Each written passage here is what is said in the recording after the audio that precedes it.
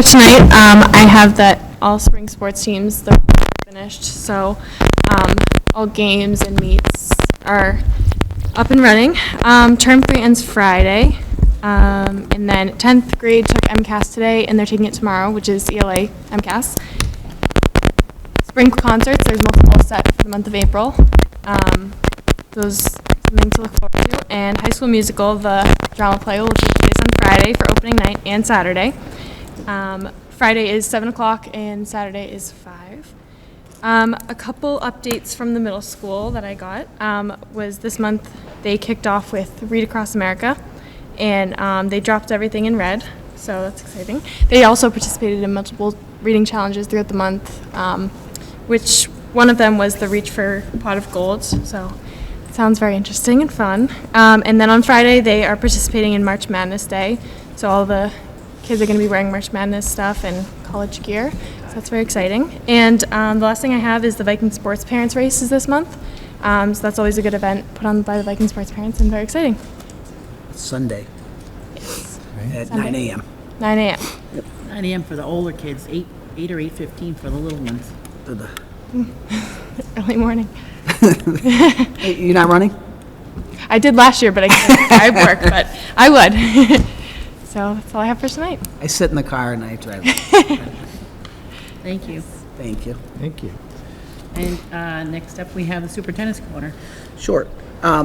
Before we begin, I just wanted to bring up for a moment and maybe just take a moment of silence. There was another school shooting yesterday in Nashville. This continues to be extremely devastating for families, for schools, for children. It's an unfortunate, terrible situation and issue, and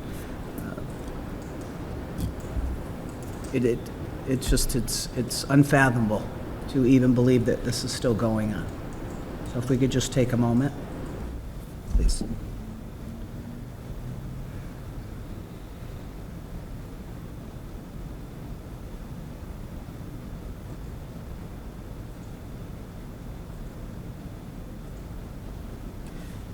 Thank you.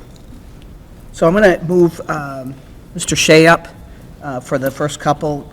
I know that people have asked us about transportation and busing issues.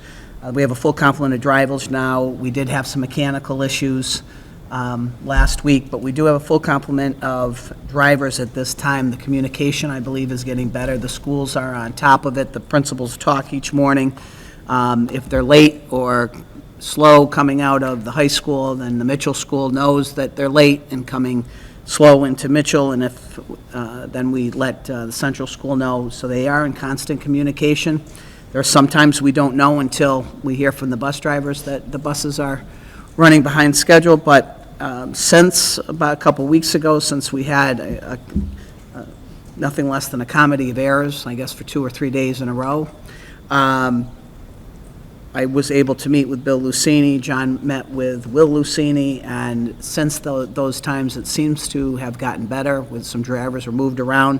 And I think from last Friday, John, or last Thursday, we now have a full complement of drivers for each bus. We're not borrowing or having someone come in as a substitute. So, and that's what I have on busing. And John may elaborate because he's in constant communication with Lucini. So. No, the big thing is we have, Lucini hired a couple new bus drivers, so we have the same bus driver for the same bus every day now, so that should greatly improve for the rest of the year. Timing and consistency. And this is as of when? I think it was last Thursday. Last Thursday, I believe. I mean, we have had some mechanical issues with the buses. Yeah. A couple days before, I mean, if something goes down, they get a hold of us as quickly as they can. Joanne gets out ahead of it. John calls them, they call us. Principals are in constant communication from when Bill gets the first drop-off here at the high school to Matt, to Mrs. Byrne at the central school, so hopefully I think the bus drivers will help. I do think that'll be a huge push in the right direction. Go ahead, John. You're up. You got busing, telephone issues, and your budget. Okay, so there's an item on the agenda for communication issues phone system. I assume that's the phone system being down. So, yeah, it has been down a couple times. It's external to us, it's not internal. It's not anything we have on our end with our equipment. It's a fiber line goes down somewhere, and we have been, actually, well, there's good news and bad news. Today, we were planning on installing a redundant system, so when the fiber line goes down, we have a backup system that automatically comes on, so should be seconds of downtime when there's an issue. They came out to install it today to test it. They needed to get one more part, so they will be coming out again.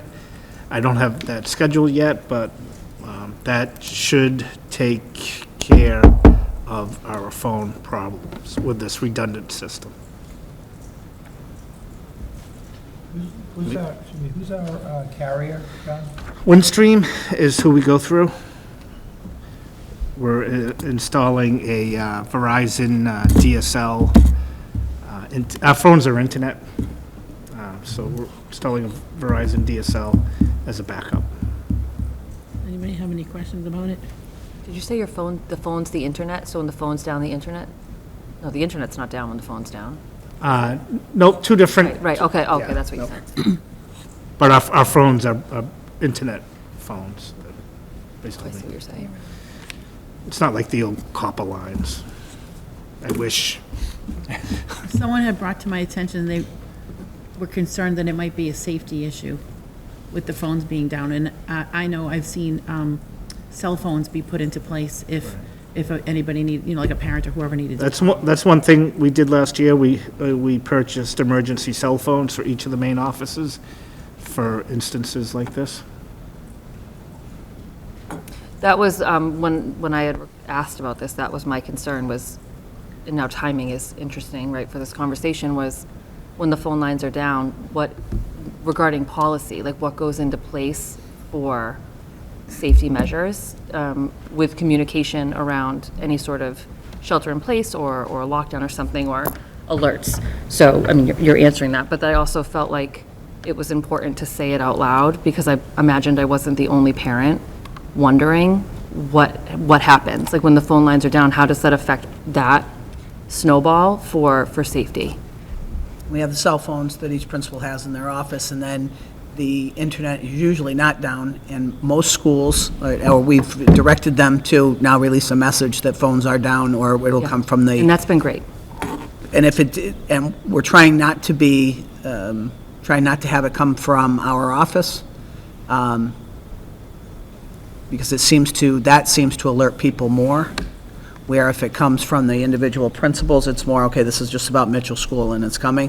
When it comes from my office, that's when we get a lot of callbacks, like we didn't hear what were you saying, I didn't get the text, I didn't get the email. So we've been trying to go, if we felt that we were down all over the place, like internet and phone, we'd try to get something out as quickly, and that's one of the reasons we want the marquees. Hopefully, they don't go down if we have the internet. We'll be able to use those. Walkie-talkies within the schools, and then We have the and town and the loudspeaker. police, yep, in the right. building, the loudspeaker. And our emergency communications to families goes through Parent Square. Right. So that's all, Yeah, internet. as I was saying, they're trying to do the schools instead of us, 'cause we Right. seem to alert. Yeah, and we can override the digest version so everybody gets it instantaneously. And yeah, that, regarding the walkie-talkies, we did purchase more of those also. We actually ordered them 9 months ago, and they got delivered about 3 weeks ago. So that should also help with communication within the school. Thank you. You get the budget, John? Yeah, the fiscal year '23 budget review or status.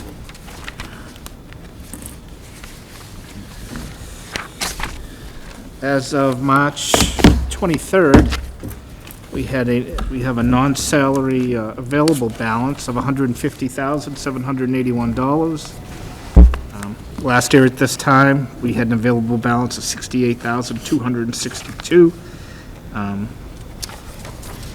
That $150,781 is probably a little conservative. I know that usually about this time, I need to start making some entries for professional development expense, to expense that to a grant that has already been paid, so I'll be transferring some expenses that were paid for professional development, so that 150,000 is probably truthfully about 175,000.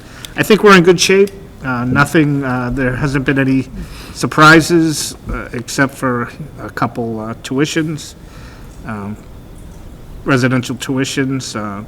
Our main culprit regarding expense being over budget on the line items is homeless transportation. It still continues to grow.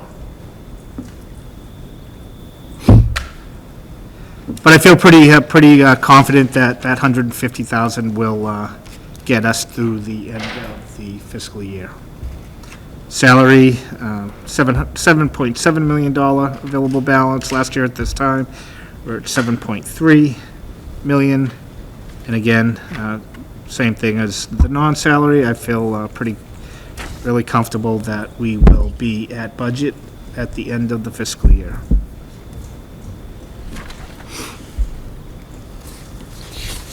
Hey, John? Yes. Ask you a question? Yes. It's like a brain teaser for me on the circuit breaker. So, let's say the circuit breaker numbers for prior year, in this case would be what, 22? So, let's say that was $1 million coming back to us. So we don't get that $1 million until 2023 fiscal Correct. year probably, right? Correct.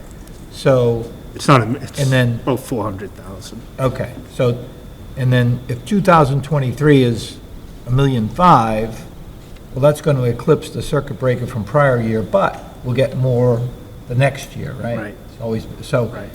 that differential isn't a big issue because it typically doesn't get paid until we start the new year, or? It's not. I mean, we've seen our circuit breaker revenue dropping because our residential tuitions are dropping. So we're getting less circuit breaker money, but we're also incurring less expense. So, I mean, and they've made some changes to circuit breaker. They've included transportation now as a reimbursable expense. So that has helped us. In next year's budget, there's talk about, I know in the supplemental budget that the state just put out, there's a $75 million line item for 2024. It's schools that are experiencing high tuition costs compared to the prior year. I don't know what the calculation is yet, but I think that will be beneficial to us because we will be experiencing higher tuition costs. Okay. And just a reminder about circuit breaker, we use that, historically, we've been able to use that to prepay, Forward. pay it full, right? Right. Okay, thank you. I always get a little bit confused when I start to think of that. Thank you. Revolving fund balance, really, nothing, no significant changes from the last month. School lunch continues to do well, circuit breaker at 493,000. School choice, pretty much the same as it was last month. Athletics, you can see athletic revolving fund has decreased. We are owed for our co-op hockey teams, so we're owed about 33,000 that we are just billing out now. So that's, you could take that 13,000 and add 33,000 to that, but We are seeing a drop in athletics revolving fund. You know, we've been increasing our budget for athletics in the operational budget, but user fees have been dropping. Basically, it's based on an increase in free and reduced students. You know, we added JV volleyball this year. And this year, the good news is we had more teams making the playoffs, so we're incurring more busing expense, but Is participation the same, and is just the money has to do with more kids qualifying for free and reduced lunch, so there's less? I believe participation has been about the same, Okay. but more kids qualifying for free and reduced Right, means so then less they don't- money. And a couple of years ago, we did drop user fees, Right, yep. so. So seeing that drop is not a surprise to me. Okay. Preschool is at 44,000. I expect that to be pretty close to zero by the end of the year. You can see, in the prior months, the special ed tuition revolving had been a negative balance. I cleaned that up. I made entries to correct that, so that will be zero. That is zero, and that will be zero at the end of the year, unless we don't expect any more students from other towns. Other than that, I think everything else has been pretty consistent to prior months. Anybody have any questions? Thank you. Thanks, Tom.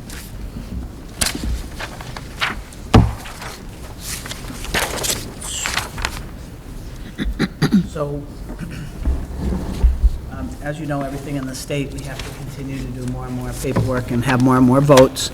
You did take a vote on March 22nd of last year, or March 23rd of last year, to say that we could commence and to go to an SOI to the project, and then they came out and they said we could, and then a couple weeks ago, we talked about it again and said that I'll be coming forward with this paperwork. My suggestion would be, Ellen, you may want to read this now and just take the vote now and get it off as an action. And what this is they have written, Mr. Spagone, who is the chair of the Board of Selectmen, Ellen Pennington, school chair, and myself, and everybody should, I think everybody got this right in your packet. This gives us the timeline. I've given you the timeline before. If you look on the third page, you have the timeline of all of the dates and requirements that we have to do. And so this is, the first requirement is we take a vote that says that we want to do it. The school committee says, yes, we want to start this project. On Monday night, Mr. Seelig, the town administrator, he will ask the Board of Selectmen for the same vote. They'll take a vote, say, yes, we want to go forward. Kate, Brian Kiley, myself, John Shea, Dr. Williams, then we work on the initial compliance certification.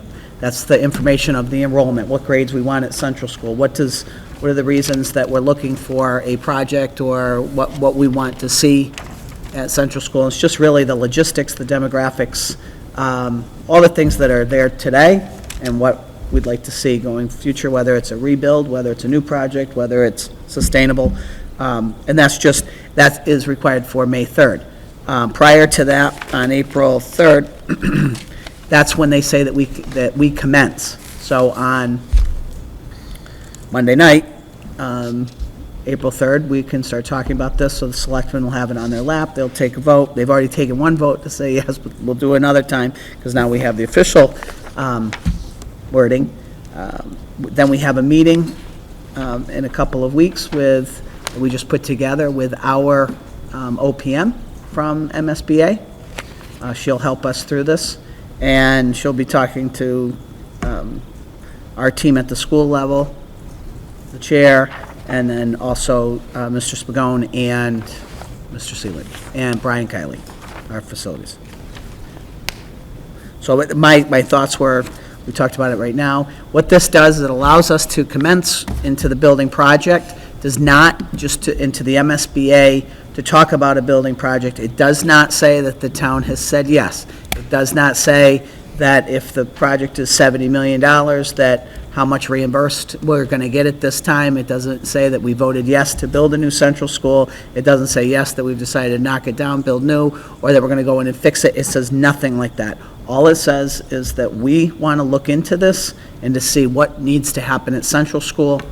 It allows the town to say, yes, we'll entertain this with the school committee, and more than likely, once we get all this information in, the school committee will ask the selectmen to have a special town meeting in the fall.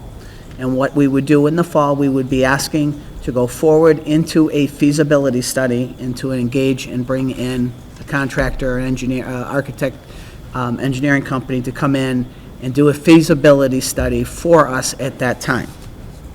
And whatever they come back with, then it's our decision, the town's decision, and then it's our job to go forward. And that timeline looks October-ish, late September, October, that we would go to a special town meeting to ask to go only into a feasibility study, not to rebuild, not to tear down, not to do anything else, but have the feasibility study done. And yes, right now, we understand it to be upwards of $1 million to have a study done. I can't tell you the exact price because we haven't entered into a contract. I have spoken to other districts that have just since gone through the projects in the last few years. Easton is our closest, that built an elementary school. Mrs. Byrne and I will be taking a ride over there in a couple weeks, just to walk the school and to get some ideas and just to think about why, when, how, what, so. Does anybody have any questions before I read this?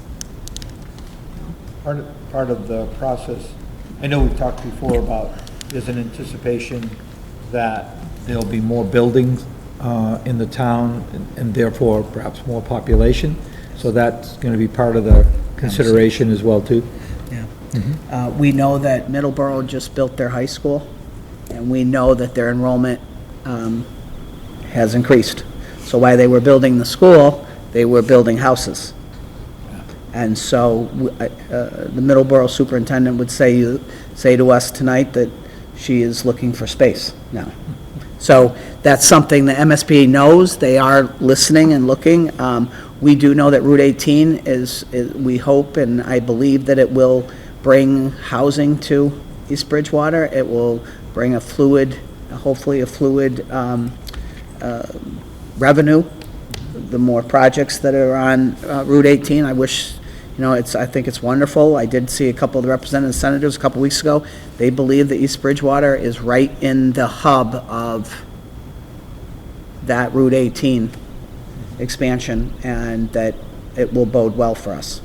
So, hopefully, we'll see what they say about Central School. So, and our town says about Central School. Can we just record or play back what Kate said, 2 months ago at the town meeting? She's sure. very convincing. She'll be there. Oh, I know. She'll be the spokesperson.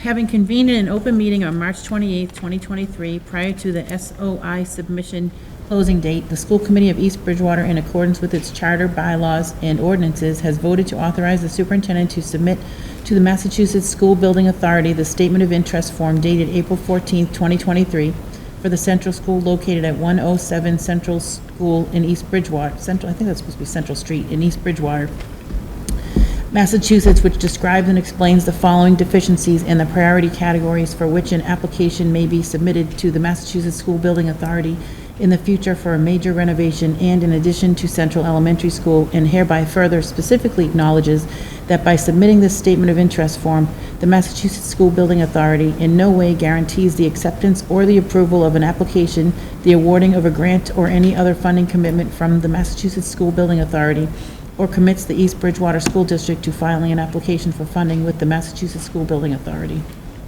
I would take a motion to approve that. So moved. Moved by Amanda. Second.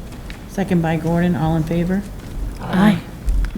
What a run-on sentence. Yeah, that was huge. Thank you. Thank you. Last weekend,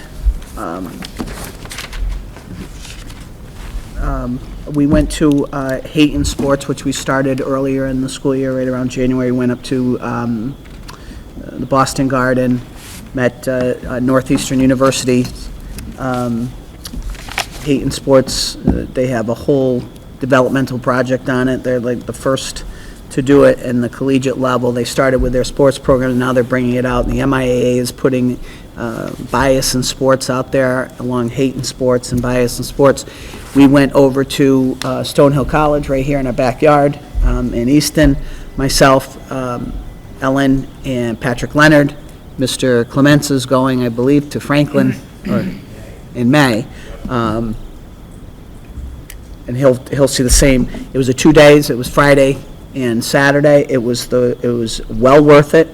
And by half day on Friday, they crossed out sports and just said, we're talking about schools, and we're talking about communities, we're talking about just living. We are doing a lot of work in this area.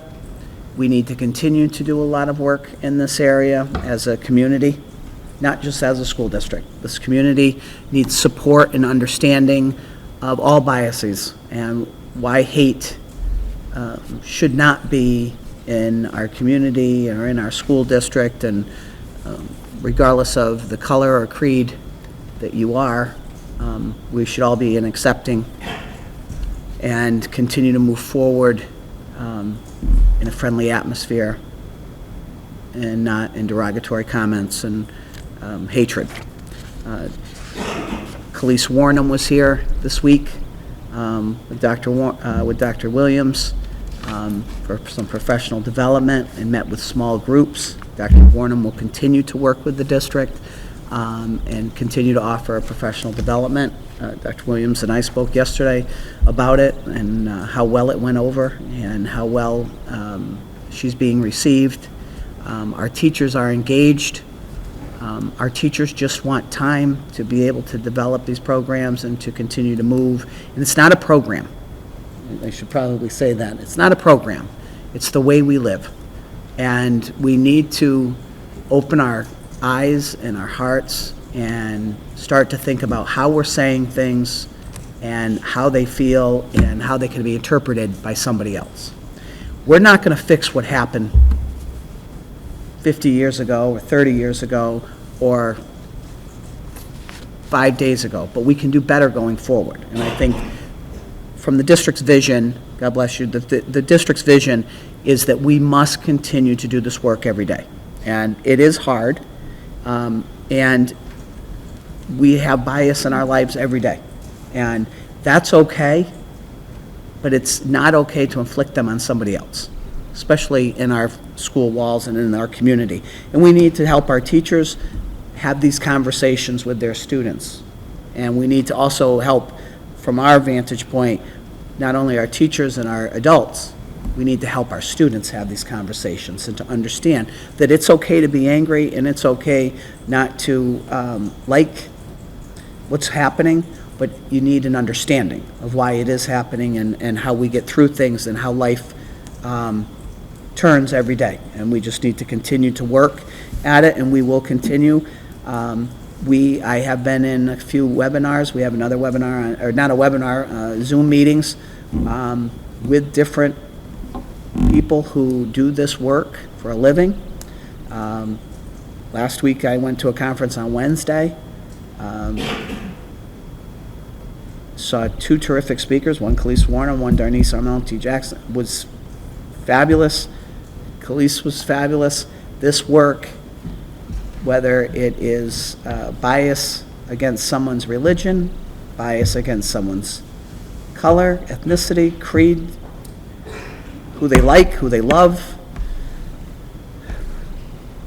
we really need to take a deep breath Do you think we would and move forward.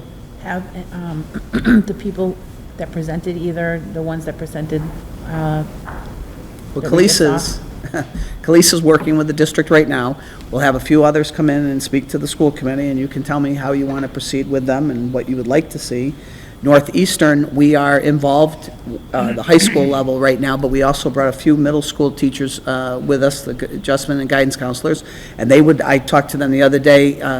Mr. Puckett had a meeting, and I went down and talked with guidance and adjustment counselors, and they want to continue the work, and that's part of their work. Dr. Williams sent police down to sixth grade, right, K through 6? She spent half of the day K to 6, and then the other half of the day 7 through 12.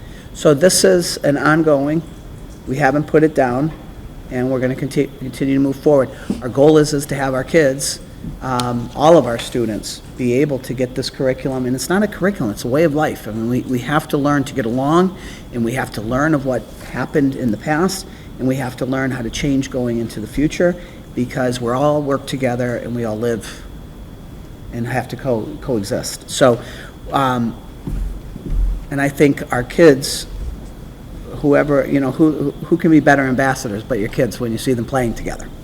So, and that's why they chose, that's why I think the Commonwealth chose sports, is because that's where most kids learn to start to play.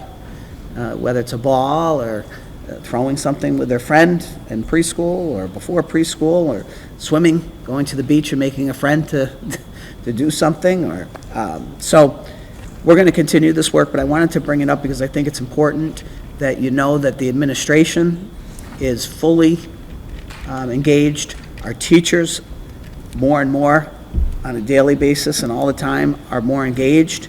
And we do have, and working with, if not the best in the country, probably at the top of the country, because these people that we have engaged in conversation, Dr. Williams and myself, and bringing them in to talk to them, we're holding on to them because they are being pulled in other directions. So the work is ongoing, the PD is there, and we're going to continue to move forward with it. And the last thing I have to say, because I know that we want to give time for a strategic plan and Dr. Williams' group this evening, is I am proud to announce that Mr. Paquette has agreed to stay with us here at the Mitchell School. He interviewed with his teachers. They couldn't say enough about him and how they wanted him to stay. And then I did speak to several parents by phone, and also the PTA, and they couldn't say enough about his communication with his teachers, his willingness to be a collaborative in nature, and his willingness to be part of the team, not only in the classroom but outside the classroom and with his parents. And so we're very excited that Mr. Paquette, Matt, is going to stay with us, and I'm very pleased that we had our conversation. And huh? Oh, good. Thank you, Matt.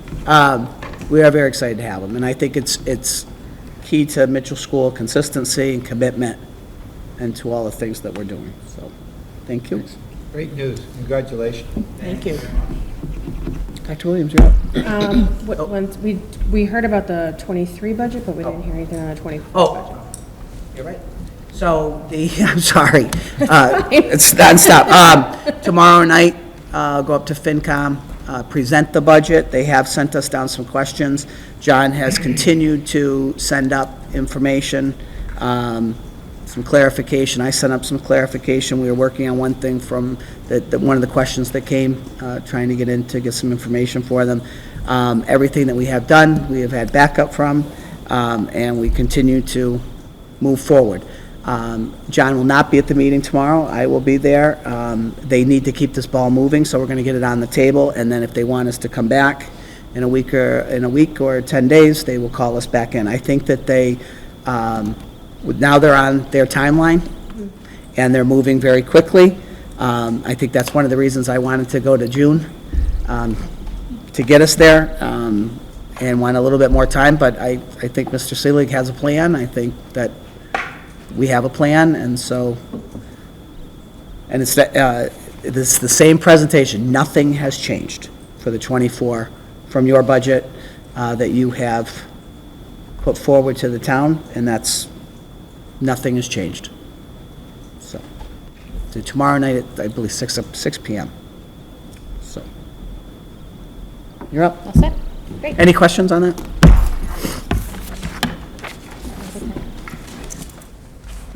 Great, so we'll have Mr. Clements and Mr. Paquette and Mrs. Fisher join me. They were a part of the subcommittee team for our strategic plan. Our focus is goal number 2, which is strong instruction. And just to remind you, goal number 1 is social emotional wellness. Goal number 2 is strong instruction, and goal number 3 is assessment and monitoring students' understanding. So we figure we'll just do a tag team approach. Just to recall your attention to our strategic plan, there's really 3 pillars within strong instruction that we focus on. We focus on the curriculum that we're providing to students. We focus on the supports and professional development we provide to staff to help support the instruction with those curriculum materials. And then we focus on the tiered levels of support we provide students. So if they're not finding success in the core curriculum, how we can support them with Tier 2, Tier 3 interventions so that they can get the reinforcement of skills that they need. So I am going to start with Mr. Clements to talk a little bit, and they'll talk a little bit from the perspective of the things that they do on a daily basis with their buildings, or in Erin's case, across the district. So Mr. Clements will talk a little bit about the curriculum and how we review and adopt. So we had a little bit of kind of a fun discovery this year as we were looking at, now that we have cycled through a curriculum review cycle over the past 6 years. So now we are starting the second curriculum review cycle, and this year the focus was on the science department. And kudos to the work that has been done in the district already. For the most part, the curriculum itself, to oversimplify on purpose, was pretty good. Like, there's not a lot of significant curriculum requests or things of that sort, although there were some, and we can manage that. But what we're starting to realize now is it's an opportunity to recognize, improve upon, and update some of the learning experiences that are still tied to the curriculum. As an example, the science department was able to talk, and I'm not even gonna try to describe what the devices were, but something that was in, think of the technology that we were using 6 years ago, whether it's your phone or anything else. There are newer systems. There was one now that measured the same thing in Bill Silva's science class, but now is able to convey that via Bluetooth. And so it's a lot easier and a lot less cumbersome to use. Okay, so that's something there. In addition to the real life learning experiences, as an example, sending all of our 7th and 8th grade over to BSU to look at watershed, hands-on laboratory learning, as well as DNA sequencing. Things like that are now being tied into the curriculum, and we're actually able to build on it because it was such a great experience. Now the upper class science teachers are trying to get in on which we're more than happy to support, and we're actually going to be sending another batch of students to BSU, for lack of a better word, to do real science in real labs. Not that they're not here, but just working with college professors in a college laboratory setting with even more state-of-the-art stuff. And what we have here is frankly pretty darn good. But as we are looking now in that second round of this curriculum review cycle, it's kind of set the stage for future years, looking ahead as we work with more departments and to kind of frame the questions like, is the curriculum pretty good? And bluntly, I don't foresee a lot of complete 180s in the next couple of years as we look at different departments and different disciplines. There's always going to be something, but now we're like, how can we build upon what is already happening? So that's been fun to see and experience. And Mr. Clements and I had a meeting with BSU, and we kind of put them on notice today that math is up next year. So we'll be looking for content-specific professional development and training for staff, as well as trips for students. So, great. Over to Mrs. Fisher to talk about professional development and how we support our staff. So I have the privilege of getting to work at the ground level with teachers on a daily basis as well as monthly basis. And one of the roles I serve is as a universal design for learning coach in addition to technology integration. Monthly, we meet with a team of UDL coaches and a team of staff to really present universal design for learning principles, which is really the belief that all students can learn and achieve. And so in my role as both the coach and the technology integration specialist for the district is I really look at entry points to learning and assisting teachers in how to use technology to maximize that. Print material we know is rigid and not flexible, and digital material is more malleable to our learners. We really encourage teachers to have paper copies as well as digital copies, use various digital platforms to engage our learners, as well as meet our learners where their needs are. When we have things in video, we can provide closed captioning, transcripts, language translations. We can provide learning in the student's own pace when we provide video examples. And to see our teachers soaring, Ms.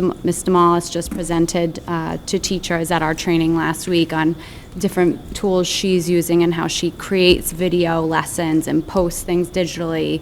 And she could leave her class to come show what she was doing in our trainings because she had everything loaded and kids could go back in their own time. It was just, the proud mom moment of watching her use all of these things that we talk to teachers on a daily basis. So it's really my privilege to support teachers in universal design for learning and technology integration and see them really flourish with everything they're doing. Great. And cleanup is Mr. Paquette to really talk about how we take the curriculum that we have for teachers and the support we provide to them through professional development to give students the response to interventions that they need. Yeah, Dr. Williams said, I asked her, so what specifically do you want to talk about? She said, talk about our multi-tiered level of supports we have for our children, talk about instructional techniques, talk about all of our use of data, and talk about how it all works together so that we can go, and In 2 minutes. in 2 minutes. So I don't usually have notes, but I wanted to bring it down to its, to its most basic form, and I said, what does strong instruction look like? And I said, when we talk about strong instruction, we're basically talking about, in part, like classroom teachers analyzing and accommodating diverse learning styles for all children in the regular education classroom, and those teachers providing appropriate services and support to all children in the regular education classroom. Now, a central component of that process is the development, implementation, and regular assessment of a district curriculum accommodation plan, a DCAP. That's what I want to talk about, the relationship between those two first. By design, a DCAP assists teachers in the process I just mentioned, but it documents. It's a document after all. It documents instructional interventions available to all learners. It outlines resources available to all teaching staff. It goes ahead and provides a list of accommodations and interventions as a resource to meet the needs of a variety of learners.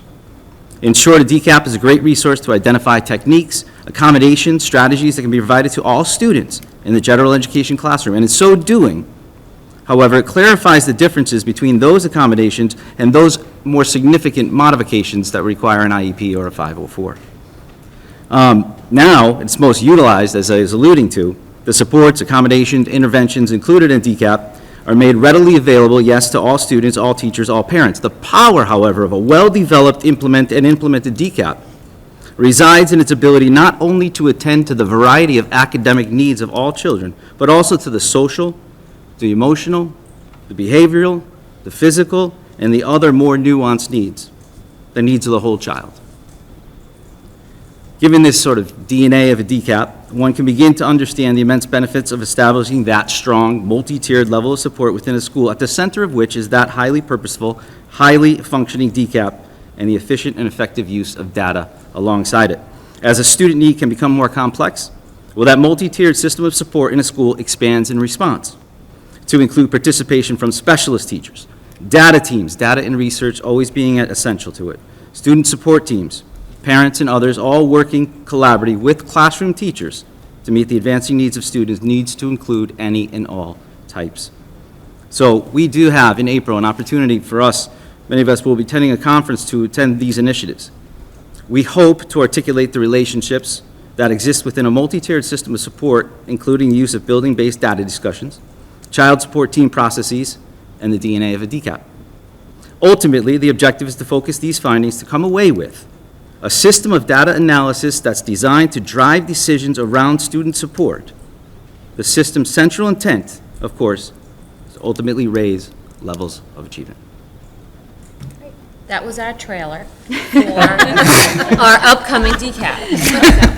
As Mr. Paquette says, a very involved document and one that we expect to be living and breathing within the district. We have one currently, but certainly it needs renovations, and we will be coming back to you probably in the early fall with our district curriculum accommodation plan that will service the needs of students across the district. It's really a resource for staff so that they know that they have something at their hands to assist them and support them with meeting the needs of students.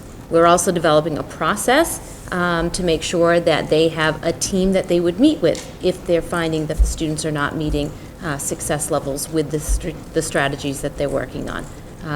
It sounds, at Central School, child study team meetings, we have pre-referral, sometimes it's referred to, but we'll want to make sure that that's consistent across the district and making sure that all teachers have readily available those strategies and those supports that they need so that students can find success no matter what level they're working at. So, I think I've got the best strategic plan team, but. I'm glad you decided to stay, Mr. Paquette. Thank you very much. Me too. Me too. Happy to be here. Any questions about the plan? Would you say you're on target, you're on track? You know, Absolutely. A timeline, I mean, time-wise, you know. So the strategic plan, what's difficult about a strategic plan that's multi-year is how to manage that, and because we want everything done now. So this plan runs through 2025. I feel like we'll have everything implemented within the next school year. It just gives us a little bit of opportunity to perfect and revise and make sure that everything is functioning the way we want it to. Does anybody have any questions?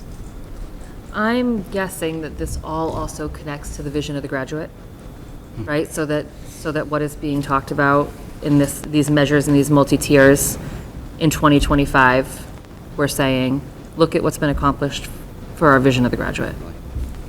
Okay. Yes, I mean, all of the things, this decap, and we are going to accommodate as needed and modify as needed and empower and teach and work with our staff to meet the needs of our students, whether it be a spelling test or understanding how to graph an equation or the things that we're talking about, like the values of citizenship and the multi-tiered ways to communicate and all of those things together. And frankly, if we're able to get it to that vision of a graduate, which is the plan, and we will get there, then it's really going to sing and be truly lived throughout the district. With all the sales and the Cs. That's right. We're sailing those 5 Cs. All right. And as proposed for the budget, the interventionists, having instructional coaches that will help support the work that the teachers are doing in the classroom. And we're prioritizing the junior, senior first. Great. Thank you. Thank you. Thanks. Thanks, everyone. Thank you.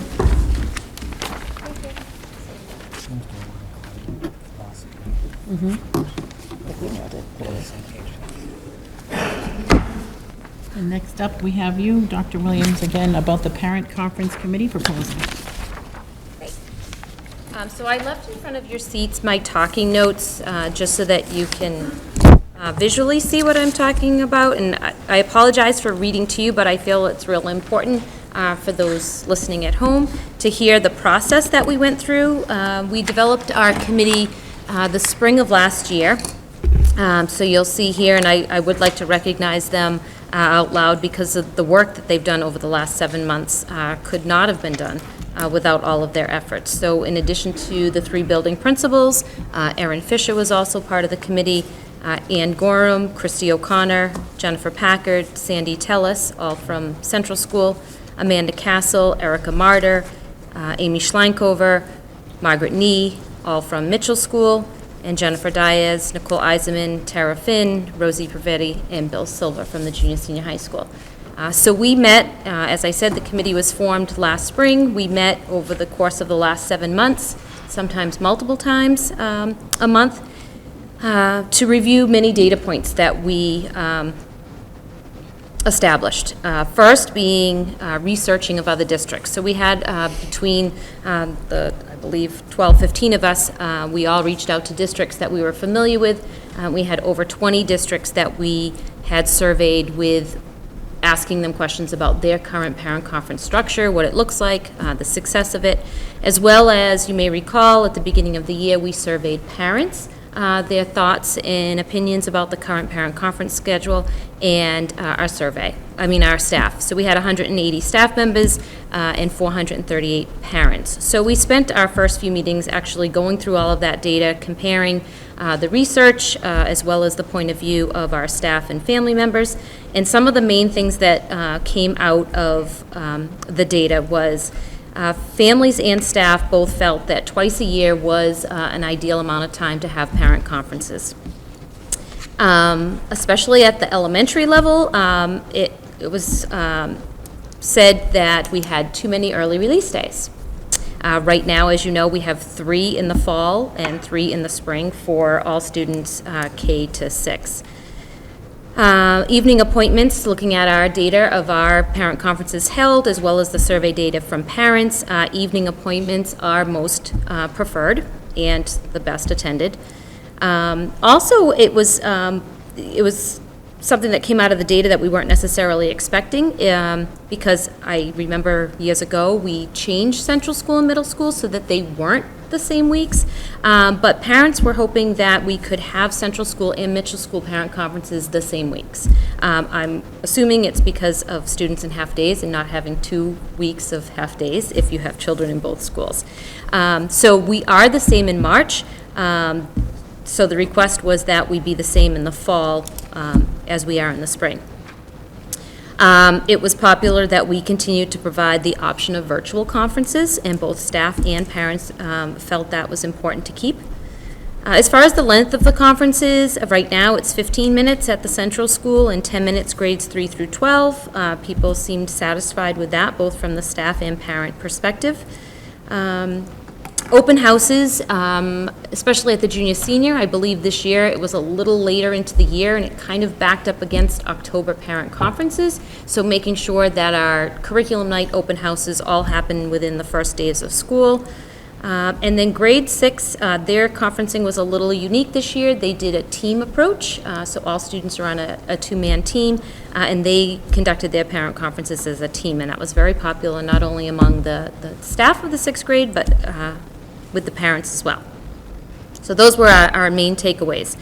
So based on that, I have some bulleted proposals that we have put into effect for our pilot year for next year.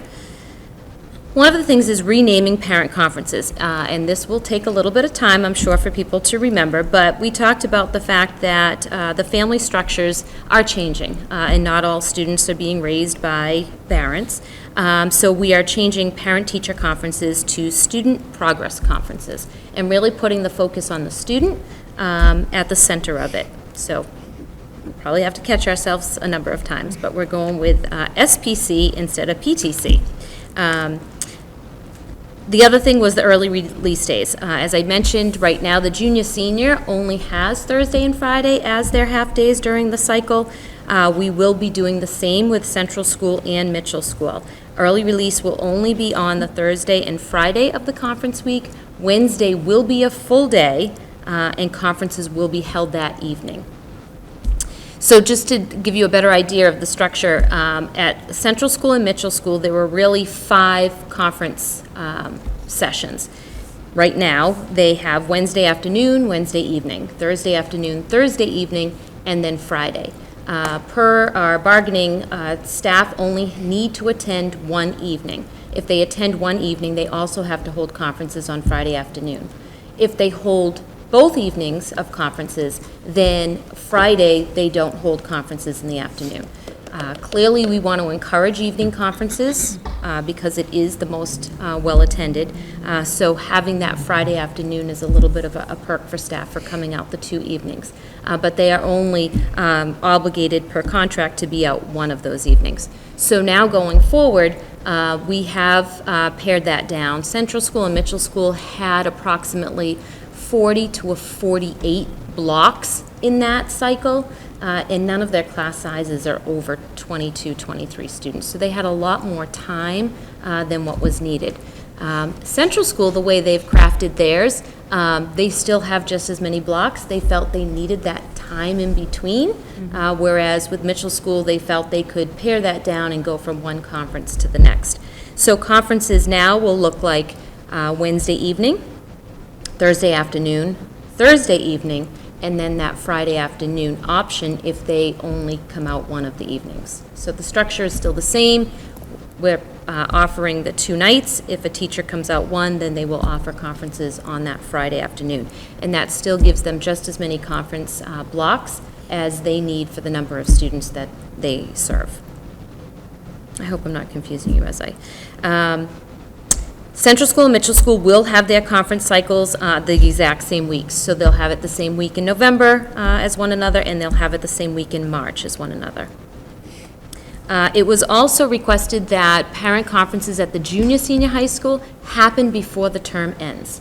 So we had a little bit of conflicting information from families because they felt October was too early, but yet they want it before the term ends. And because they have 4 terms, their terms end by the second week in October, second to third week in October. So unfortunately, we had to only favor one versus the other. We felt it was more important that parents have an opportunity to meet with the teachers prior to the term ending. That way, if their student needs some extra supports or encouragement, the parents are well aware of that. So they'll have it before first term ends in October and before third term ends in March. Very similar to how they had it this year.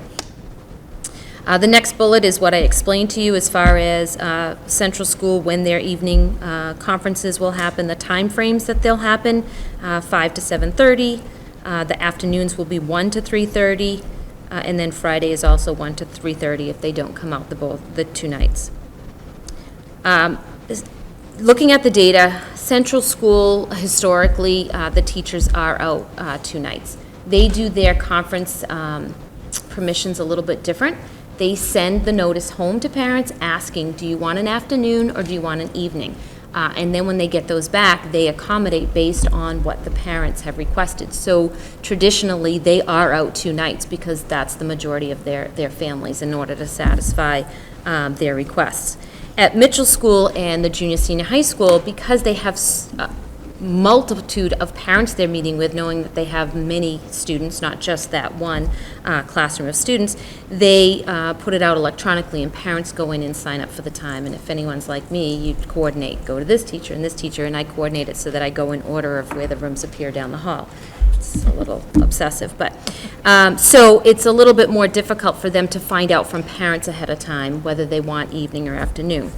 So we got a little creative with that. We're certainly trying to encourage more evening appointments, but we understand staff are also working parents, and childcare becomes an issue at times. So we're allowing for fluctuating, more flexible time frame. So at Mitchell School, Wednesday, their conferences will go between the blocks of 3:30 and 7:30, and teachers will identify 2 hours within that time frame. If they're coming out both nights, they can say 3:30 to 5:30 on one night, and then the next night after that, it could be 5:30 to 7:30. If they're only coming out one night, 5:30 to 7:30 is what they have to choose, knowing that that will hit all families after a traditional workday.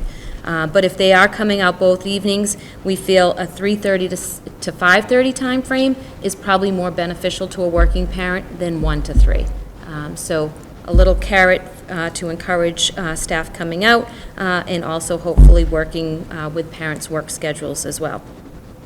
Similar at the junior senior high school. The junior senior high school actually has 3-hour blocks of conferencing that they do. So if they come out on Wednesday night only, then they are coming 4:30 to 7:30. If they are coming out both nights, one of their evenings can be 3:30 to 6:30, and their other night would be 4:30 to 7:30. So again, gives them a little bit of an earlier window, but also it's not saying that they're only going to be here 2 afternoons and 1 evening. So we're hoping, this is a pilot year, we'll look at the data. If it didn't necessarily encourage more blocks to be open for parents in the evening, we'll potentially revisit that. But we're hoping with this flexible time, it encourages more night slots to open up, or late afternoon slots to open up for families. So just some bullets what we said about Mitchell School and the Central School, maybe that flexible window also helps parents who have kids in both buildings, because it gives them a larger window to work with in choosing their time that they want to attend conferences. We're hoping the early evening window will help staff with childcare needs. And also, I've already met with Mr. Leonard. We have quite a few teachers here at the junior senior high school that coach, and oftentimes a game will take one evening away from that option. So I've already given him the 2 evening dates in October and the 2 evening dates in March. And he's going to do the best he can to try to work on not having any games scheduled for those 4 evenings of the year, so that teachers can prioritize being here for parent conferences. So as I said, this will be a pilot that we'll go forward with. You'll see it reflected in the calendar when I go over that. The committee will get back together probably after our second parent conference cycle next March, review the data, give another survey out to families and staff, and see if we put this into full effect for the following year, or if there's any changes that we want to make as we go forward. But as I said, I was extremely proud of the committee. They looked at it from all angles. It wasn't, about the needs of just the staff or the parents. It was what's best for the students. And we all felt, getting those opportunities for parents and teachers to connect, family members and teachers to connect is the priority. And we want to make it as flexible and accessible as possible for families. So we're hoping it has done that. And increase some time on learning, because students are now in, for Central School and Mitchell School, they're in 2 extra half days and not at the library.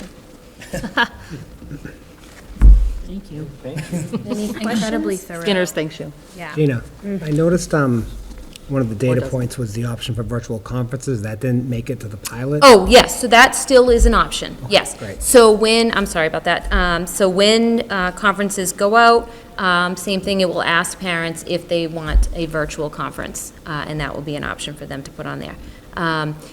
Just looking at data from this year, there was a little bit more in the fall than the spring, but hardly any in the spring. But we certainly do want to keep that as an option for families, so that will go forward as well. So information that goes home to families about signing up for conferences, there will be somewhere for them to designate that they want a virtual conference. One thing that we're going to change, though, at the junior senior high school, the link was just automatically there. And some parents last minute decided to access it, and teachers didn't necessarily know that they were going to be coming on virtually. So sometimes, we're reduced in meeting, or a parent who didn't make an appointment maybe was in the hallway and said, oh, can I talk to you now? And all of a sudden, a parent pops up on a screen. So we just want to make sure that the links are only going out to those families who have identified that they want to have a virtual conference, but that will definitely be an option still.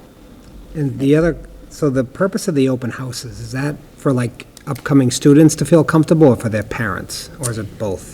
So for both, the open house for the Central School and grade 3 are always the night before, and that's for students and for parents to come meet the teacher, get acclimated to their new classroom, map out the route of how they're getting from the bus or from drop-off into the classroom.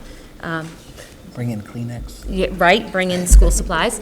And then at the other grades, it's usually a few days into the school year. I know with grades 4 through 6, it's like if we start kind of the end of a week, it's usually that very next week. What it's looking like at the junior senior is more of a curriculum night. So it is still for parents, and it's for them to learn a little bit more about the courses that their students are taking, the expectations of the teachers. And typically in the past, we've had parents go through a typical day and abbreviate, 5 to 10 minutes that they would cycle through. Mr. Clements hasn't really determined with staff what that's going to look like, but 2 of the things that we said that were very important, especially for our 7th graders and our 9th graders, that we have a spring orientation or a parent night because they are new to the building, and making sure that we have opportunities for the students and the parents, because it's a little bit more in-depth as to what they want to learn about, just because it's a new school, new system of learning. So those will be a little bit more involved, as opposed to the curriculum nights where it's just kind of a meet and greet. Okay. That was actually where I was going with that question. I know that my son was going to 7th grade this year, and I know some of his classmates, some were nervous about the new school, and I thought having an open house a few days after you've already been there kind of defeated the purpose for those students. I thought it'd be best to have it a night or two prior, but the spring before is even better, so, great. And I think just to kind of piggyback onto the 7th grade parent thing, I think the culture shock coming from Mitchell to this school is even bigger than it is going from Central School to Mitchell School, which is a whole thing in and of itself. And I think we can't, I don't know what word I want to use. It would be very helpful, I think, to kind of get to the 7th grade parents sooner than September, especially because you come in and your kid has all these opportunities and you have no idea that they're going to start two weeks before school starts. You know what I mean? Oh, shoot, I had a family vacation planned. I did all the doctor's appointments before school started, but now my kid's mad at me because she can't go to soccer tryouts, things like that. Having just kind of gone through that last year, it would be huge to at least have some sort of opportunity for the parents to know what they're getting into. Right. And that's sort of the piece I think that's been missing. The sixth graders take the walking trip down here at the end of the year. They get the tour. They have the opportunity for the Start Strong program. And it's the parent piece. Usually the parents are trying to pull information from them and, clearly they're a little overwhelmed. And then, like you said, hearing about it at a curriculum night when school has already started. So that's definitely been heard, that to pair, the spring opportunity, maybe even that same evening, the students have come during the school day and that evening for parents, so that at least it's still fresh in their mind when a parent goes home and asks about the day. You'll have some context from your evening. Do we give anything to like 6th graders when they leave Mitchell that says like things you should know for the junior, senior high school next year? Like she said, maybe you have to try out for a sport in mid-August, and you should be aware of that, as opposed to finding it out like August 10th that you have tryouts August 14th. If you're on vacation, you're out of luck. Yeah, and there are parents who don't even know, oh, my kid can do that? I had no idea that my kid could even go, not me personally, that my kid had possibly the opportunity to try out for soccer, or, or if this club existed, because kids, they come in and they're overwhelmed and they don't know what they can and can't do. They're still used to, like, asking parent, like, can I do this? And the parent's like, I don't know. And I will say that the communication this year, the parent-school communication has been light years better than it was the year before. So that's been very helpful. But even then, the level of communication kind of drops about certain things. And I think the parents are just, you can't, getting information from kids, especially at this age, is like pulling teeth. Right, right. And if you don't know to ask. Yeah. And it's really You're not just even about duplicating what they do for the students when they come up here. They're in the auditorium, Mr. Leonard's talking about the athletics, they're talking about clubs that they can join, but like you said, what they're holding on to at that time, as opposed to, just. And I know 7th grade parent taking night it has as a goal. happened after the year already starts, so it's too late to kind of take advantage of these things. It's too late to talk to guidance about the electives. That was a whole thing in 7th grade that I had no idea. It's like, wait, what? You can pick classes? Like, at least not really, but. Right. They get to. Specials, they're specials, and the 7th grade specials are a whole different ballgame, especially when you start involving band and chorus and things like that. Sorry. That's Yeah, a little the side coordination of passion of an mine evening for event for years. parents lined up to the day or the time frame when students are coming down, is something easily that. Yeah, I think that would. It just gives you such a be great chance to awesome. kind of hit some of the things that kids aren't nervous about. Right. Maybe they're nervous about a 12-year-old going to school with like an 18-year-old. It's like a full-grown adult to them. It's terrifying. And then changing classes is scary too, but they're going to worry about that. There's nothing you can do about it. But to get them excited about band, chorus, sports, clubs, that maybe they weren't even thinking about as a 6th grader because it's really not something there for them. It might have a bunch of 7th graders that are really psyched to get here that first day and already have a million things they want to go do and try, instead of having to learn it throughout the year and then kind of be late to the party.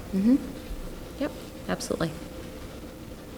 take just the focus piggybacking off on her the stress piggyback. of not being able to open up the locker. Yeah, give and take. I know.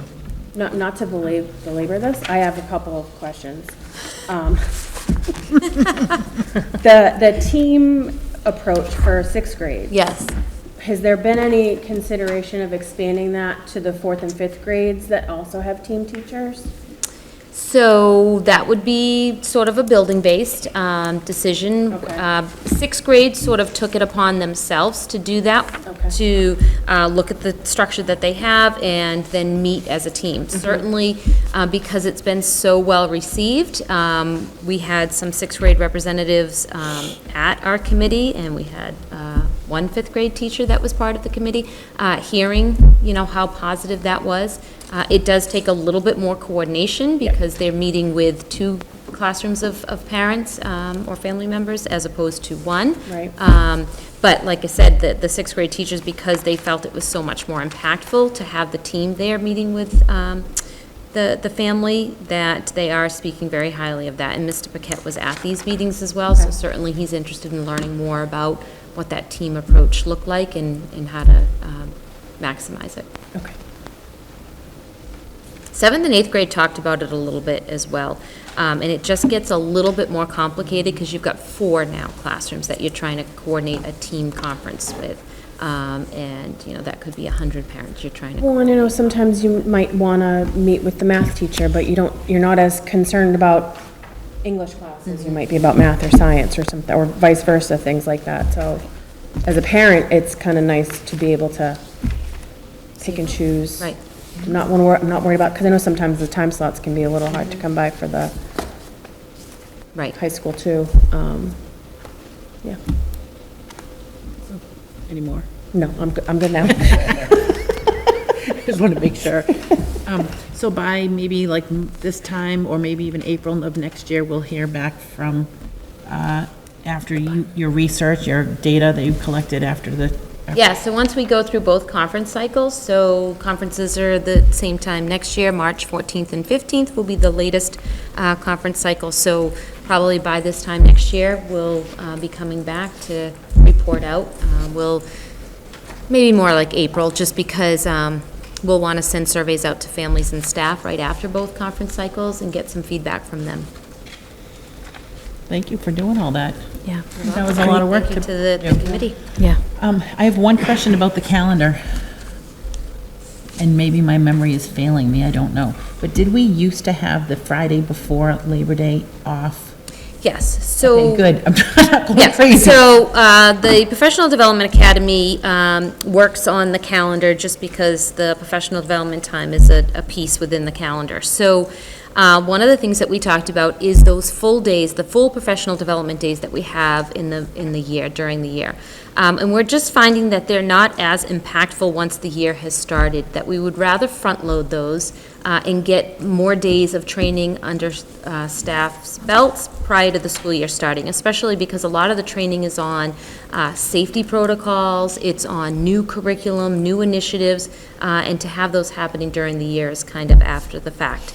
Unfortunately, though, when there is an election day that the town needs the parking lot and needs to occupy the functions of the building, for safety matters, we typically will have no school. And so next year, there is one in March, an election on March 5th. So that will need to be a no-school day and PD for teachers. However, that's the only one. So we now have 3 days before school starts for students that staff will be in, with only the one full day during the school year. Ideally, we'd love to put all 4 at the beginning, and maybe we can work on some efforts to secure certain parts of the building. Parking's an issue, though. So when meeting with the Professional Development Academy, we said, okay, so school starts now on Thursday the 31st. Do we go to school one day and then have no school on the Friday, and then students come back and start on Tuesday? And the majority of the feelings were, we just got in, like, let's just kind of get 2 days in, get students acclimated, and then go for the long weekend. The thought also was, do we consider a half day? in Central School almost lost their minds. They were like, are you kidding me? We just got these kids into school on a full day. We're gonna train them what a half day looks like, second day of school. So, when they saw what the last day of school would be, I think everybody was a little bit more positive about the fact that we are going to have school those first 2 days, chipping one more day off in the school year. So, Mrs. Pennington, you are right. The last handful of years, we've had that Friday off. But this coming school year, we will have school, 2 full days of school, Thursday and Friday, and then the long weekend before students return after Labor Day. Thank you. You're welcome. That was an excellent explanation. Oh, I'm glad. You'll also see that professional development days, half-days for the most part, have moved to Wednesdays. And this is more about the data we collected around attendance at professional development. The professional development is for staff, and certainly we want staff taking advantage of the professional development.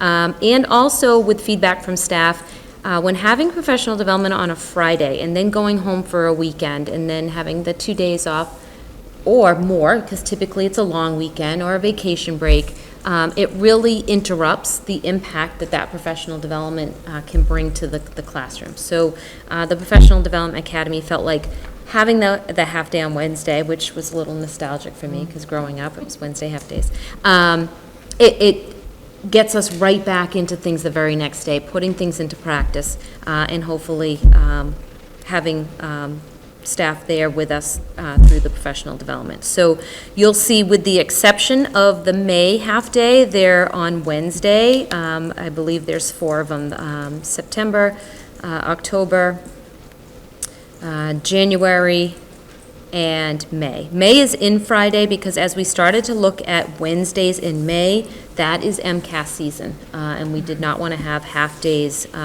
to break up any of the MCAS testing or the iReady diagnostics, and by that point in the year, we figure everybody would enjoy a little extra time, Memorial Day weekend. So the May 24th has stayed on a Friday.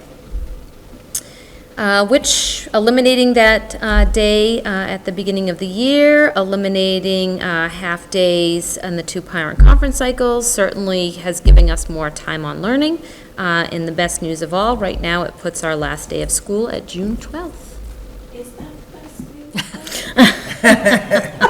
Guess it depends on the way you look at it. The other request, which will get added, is open house.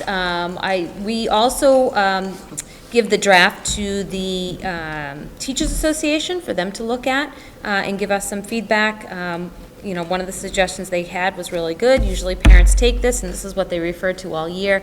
So we will be adding the open house dates and the curriculum nights to that, so that parents will know when they get this, the dates to put aside for those evenings as well. Thank you. You're welcome. Does anybody have any more questions about this calendar? I do, just by way of suggestion. For instance, I was trying to figure out all the color coordination, great, except there's no footnote for the purples reference. I figured it out, it's all there, it just makes it, the color makes it easier. I would suggest, I guess maybe because I'm so much older now, is that maybe you spread this out, maybe use both sides of the paper so it's a little bit bigger so you can kind of follow it along a little bit better. But everything is there, no doubt about it. It just took me a while to figure out what the purple days were. Right. But I got them. So. Yeah, I mean, and the hard part with the purple days is they don't apply to everyone. Right. So, you know, to your point, Mr. McKinnon, it's kind of like an other category that would have those specific days. We also talked about that with the open house and curriculum nights. You know, what color to make those, because they're not professional development, they're not early release, no school days. So yes, as much as we would like to keep this on a one page, you know, certainly we'll have to note that somewhere as well, so. Great, thank you. Anything else, Gordon? No. Thank you. At this time, I would take a motion to approve this FY24 school year calendar. So moved. Moved by Amanda. Second by Scott. All in favor? Aye. Oop, we started that way. Thank you, it's unanimous. So this I mean, we approved it, but is this official, or is this, okay. Yeah, so it will get posted.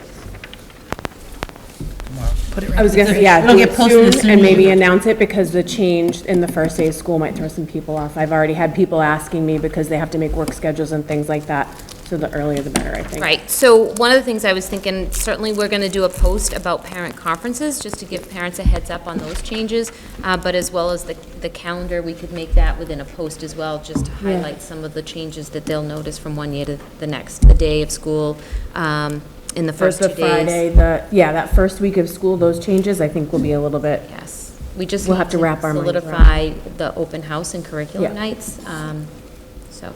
Before might you need a post couple days to do. yeah. Is the teacher's first day in the school that 28th? Yes.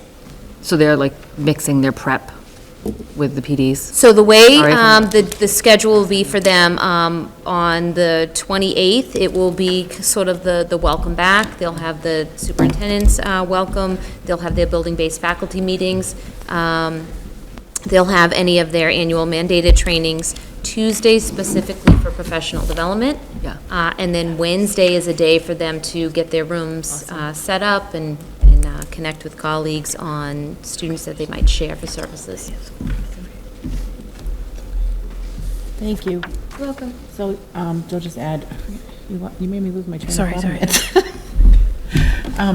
So they'll just add, once you find out the conferences or whatever they are, the open houses, they'll add them and they'll post it. Okay, thank you. Thank you. Thank you, Amanda. I lost my whole train of thought. I don't know what I was gonna say now. That's okay. It'll come back to me if it was important. So the next thing on the agenda is the MASC Day on the Hill 2023. That is on May 4th, and so this is the agenda for that day, and then I've already started making appointments with our legislators. I have one scheduled for 1 o'clock already. So anybody that wants to go is more than welcome to go, and if you let us know, we can get you registered.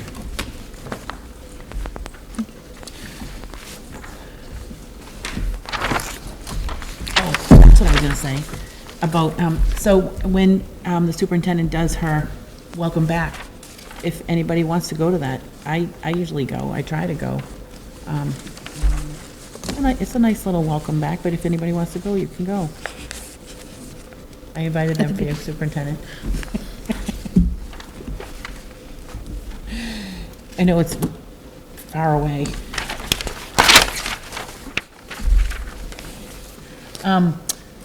Okay, Gordon, you're up. This new school committee member orientation packet? Thank you. What I did was, first of all, remembering when I was brand new on the committee, as all of you can attest, there's so much to learn, and particularly to be effective, or at least participate in a constructive way. And you're never going to get it all right from the get-go, but we should be organized around bringing somebody along. So I'm going to pass out in just a second a list of, I collected it from central office, I collected from whoever sent me back from our committee. I looked at the MASC website, I looked at, Ellen sent me a copy of the Framingham handbook for school committee members, a lot of information. I'd prefer to be summative and not so voluminous in all the printed material, but it should be there and should be referenced. And to lay it all at the feet of the charting the course, to me, doesn't make, I mean, it's great, I'm glad we have that course, but talk about drinking from a fire hose, and you're new. So a lot of the terminology, a lot of the stuff is just so odd, you haven't been able to absorb it. Along those lines, I've collected notes from everybody. I'm going to hand you a list. And only for the sake of, for the moment anyway, if you see something on there or that's missing off there, or you have a good idea, just email me. And Rebecca was nice enough to volunteer to work with me as we kind of put this together. And at least my point of view at this point in time, and obviously it's going to be a committee decision, it's just not going to be, I'm just trying to do the legwork to kind of move it along. From my point of view, I think it should be multi-tiered, and one of the suggestions I thought was brilliant, give somebody a packet when they pick up their papers to run, at least a one-pager that says, by the way, this is the roles and responsibilities of somebody on a school committee, when, as, and if you get elected, just to start that, let them know, hey, we work under Robert's Rules of Order, you should have an awareness of that, et cetera.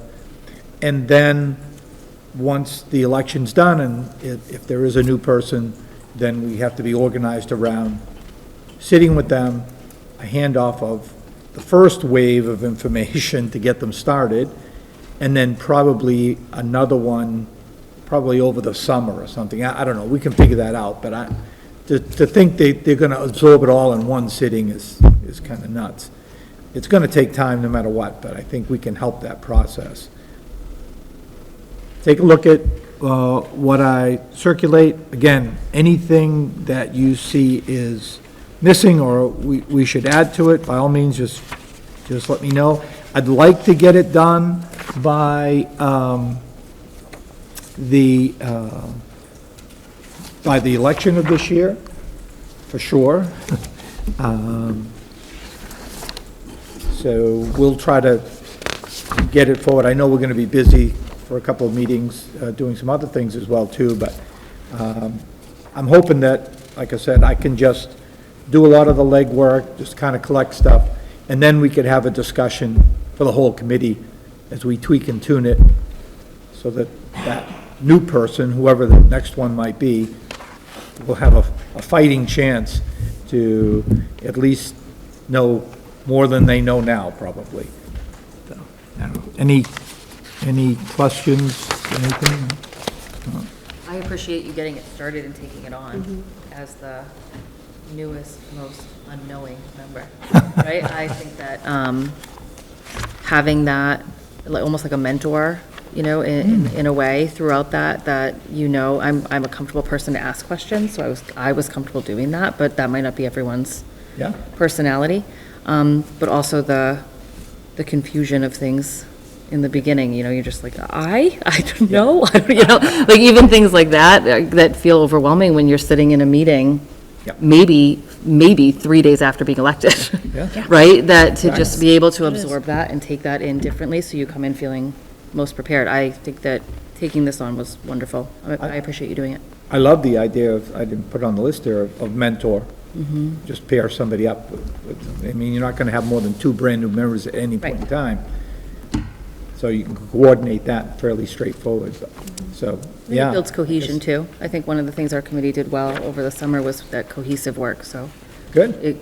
I think it keeps that going, too. Yep. And what you'll find when you look at this list, if you don't see verbatim what you sent me, I tried to condense everything. I think I covered everything off, but just let me know if something's missing. So, thank you. Thank you, Gordon. Let's take a minute or two just to look at this and see if anybody has any questions. I imagine that a couple of these things don't exist. Like, I don't know if we have lists of, like, what the subcommittee's responsibilities are that are Not yet, official. we don't. So I imagine that would probably be like a part 2 that we'd have to, like, agree on and vote on or something, but Absolutely. I think it's a great point. Anyway.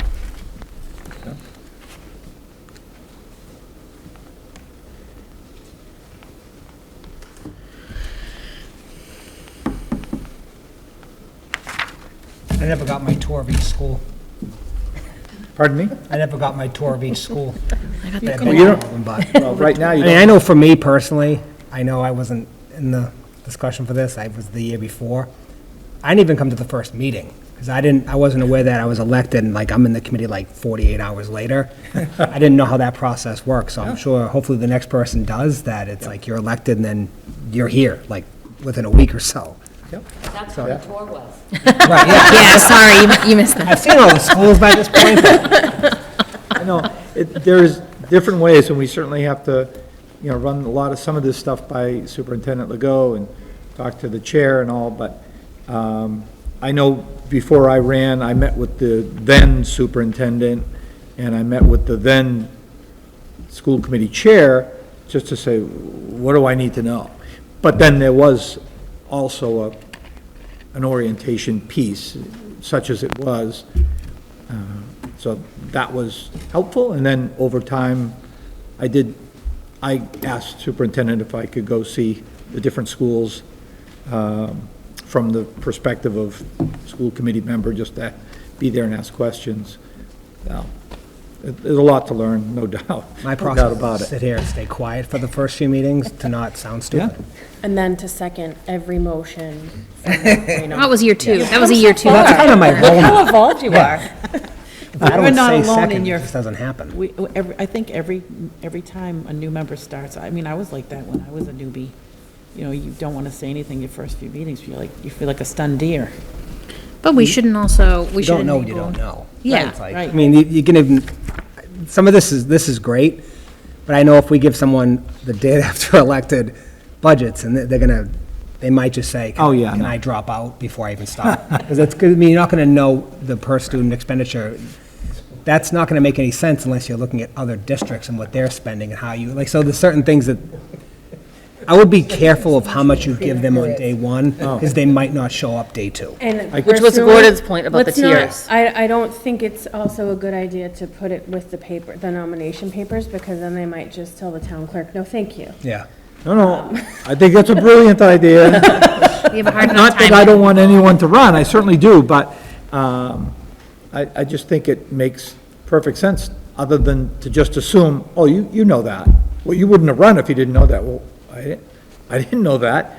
Unless you sit in all these meetings and go to the subcommittee meetings, and you go to the meetings with MASC, and, oh, okay. So I just think giving them a fair heads up. By the way, on the school committee, we have 3 main responsibilities: budget, policy, and superintendent evaluation. That's it. And oh, by the way, any individual of us doesn't speak for the committee. The only power we have, the only voice we have is as a complete committee, based on a vote. So whether I disagree with the vote, if the vote goes 5-1, then I'm on board. But some people, if they don't know that, they say, oh, I got elected, I can tell you what's going on. Say, oh, hold on, just be careful about that. So it could create more problems than it's worth in the long run. I think it is probably advantageous to us to have a short list of things someone should know when they decide they want to run. Yep. And I think the no personal agendas is important, because you don't want someone that joins because they have one topic in mind. Right. That might not be discussed in your first year, and you've just wasted your time, and you're going to have a lot of meetings that you don't really care about, and you should care about it, so it is good to kind of know. Yep. Here are some of the core things you should know before you even attempt to join this committee. And I couldn't agree more with your point earlier, Scott, about it. It's got to be graduated. It's got to be, tiered in, layered in, that you're just not going to dump everything on them and say, oh, check that box. We gave it all to you. Yeah. It's probably cumulative, and that's where more eyes and thoughts come into, oh, no, put this in the first wave, put this in the second wave, put this in the third wave, then it makes sense. But I can use all that help. I might consider also just a quick, not to beat a dead horse, but a conversation with the clerk's office once you have some of this together, because they're the ones who give the papers, right? Oh, So yeah, that one pager is gonna have to live there. And I don't think it's the worst idea for them to get some of this feedback for other town positions as well, because when I'm sure it was the same, I didn't know how I figured out I got elected. I just hung around and hoped someone told me, and then got a piece of paper and I had to do some math. And then, and then it was, okay, someone told me offhandedly how to get sworn in, and Right. same thing. Oh, there's a meeting tomorrow. I guess I should show up. Yeah. Yeah, anyway. I'll definitely go, I'm going to go visit Sue at the town clerk's office, just to run this by. I don't imagine it to be a problem, but I also Yeah. don't want to surprise her. And obviously, for this year, it's already done. Yeah. But on a go-forward, maybe she wants it in a certain format, or It won't be here, whatever it she's may be. retiring. It's I gonna be- heard that, I didn't know it was public. But I'm going to tell her It is anyway. now. I feel like it's out there. I'll tell her because there's nobody else yet to tell, so I'll find it. Thank you, Gordon, again. Welcome. Thank you. Anybody else have any questions before we go to the next thing? Nope. Okay, good. Thank you. So we have the first reading of, there's two policies listed here, but we are not ready for the IJOA policy, so we're only going to do the first reading of the policy BECFA face coverings.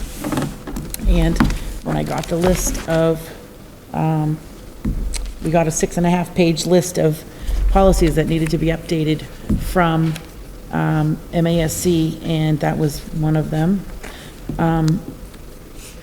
So, do you all have it in your packet, that, there's a... 3 copies. Okay, get rid of the one that has the light blue on it, that is, does not have the East Bridgewater Public, quote-unquote, East Bridgewater Public listed in there, so the one that's, black and gray, that's the correct one.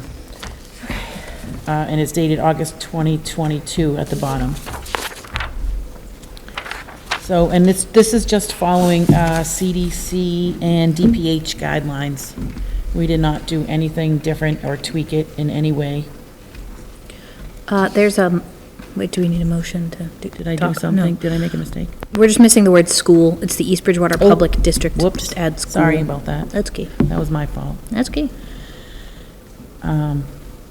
So once the word school is inserted in there, So is this one the old one?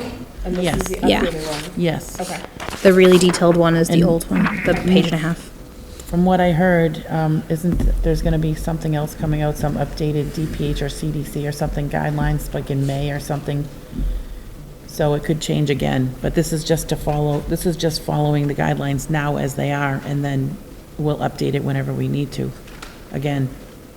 And I just want to make sure that on a go-forward basis, as we vote any of the updates in, that they're going to be footnoted when we voted them in. Yes. So we have a date reference. Yes. That'd be great. How does one get informed that these are being updated?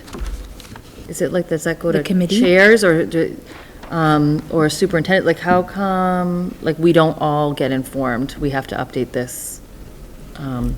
What do you mean? So, like, how do we ahead of- know? we Like need to ahead of, update right, like, how do you get informed this is being updated? And how come that doesn't go to a whole committee? It's supposed to. You're it all is? supposed I to don't know get what- something. So the policy newsletter. Oh, There's a oh, policy oh. newsletter that MASC Okay. sends out. Yeah. So let me tell you, I have emailed this person on the MASC 3 times already, because at first I was like, did my email get there? And I'm like searching through all my emails, because I'm like, maybe it didn't go. So I emailed once. Then a couple weeks later, I even called there, but the person doesn't work every single day at MAS, at the office.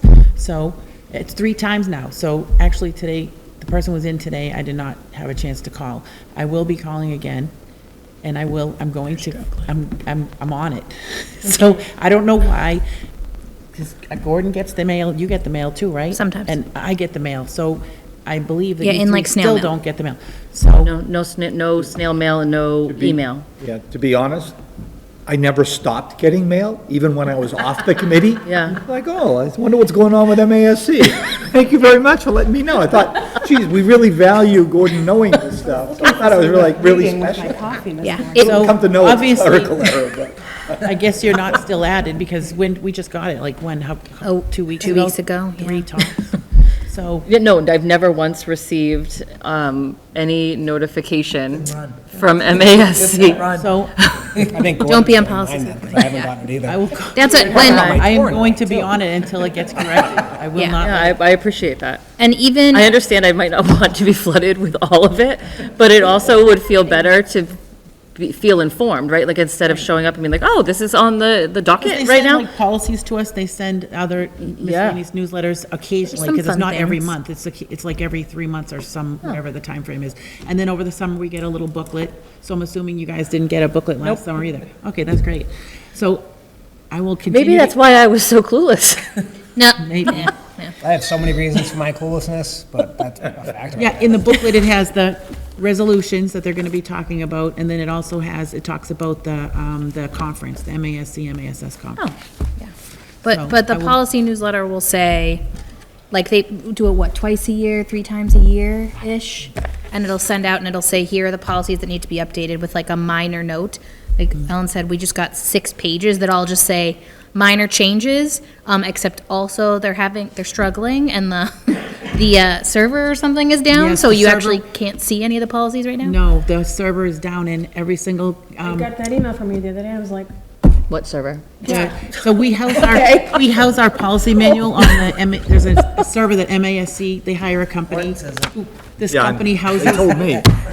They called him personally.